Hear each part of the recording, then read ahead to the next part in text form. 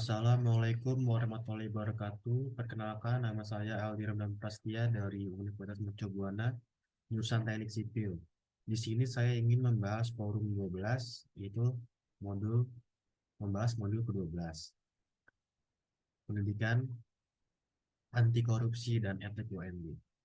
Oke, kita mulai saja ke slide pertama, pendahuluan.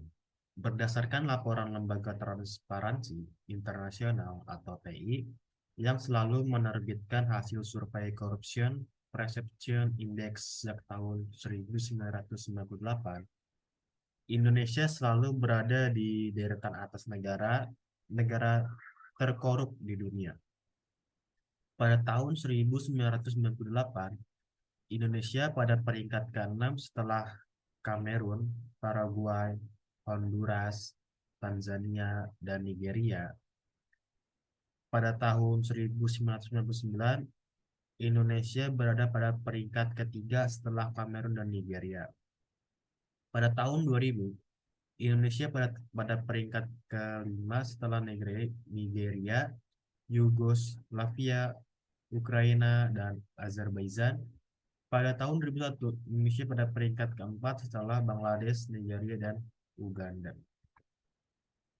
Korupsi didefinisikan berdasarkan Sethusen Alatas di dalam buku Corruption and the Distinct of Asia menyatakan bahwasanya tindakan yang bisa dikategorikan sebagai korupsi yaitu penyuapan, nepotisme, pemerasan, dan penyalahgunaan kepercayaan maupun jabatan untuk kepentingan pribadi. Faktor-faktor penyebab korupsi.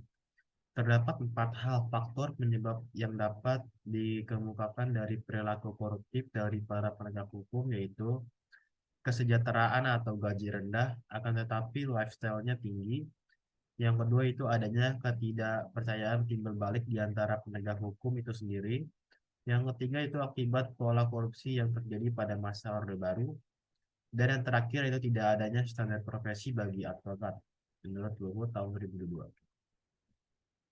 Korupsi hampir terjadi setiap tingkat dan aspek kehidupan masyarakat, mulai dari mengurus izin mendirikan bangunan atau IMB, proyek proyek pengadaan di instansi-instansi pemerintah seperti proses penegakan hukum.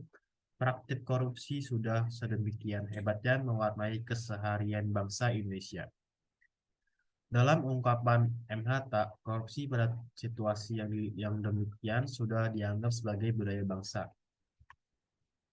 Solusi. Berpikir luar biasa pada intinya adalah tidak membaca undang-undang seperti orang mengeja sebuah teks, akan tetapi mencari dan mengungkapkan makna dari undang-undang tersebut. Akibat mencari makna itu, lalu berani bertindak rule breaking. Berpikir luar biasa ini harus dimulai dari kalangan komunitas hukum seperti hakim, jaksa, advokat, polisi, dan akademisi. Sekian dari penyampaian saya. Mohon maaf bila ada salah kata. Saya tutup. Wabillahi taufiq wal hidayah. Wassalamualaikum warahmatullahi wabarakatuh.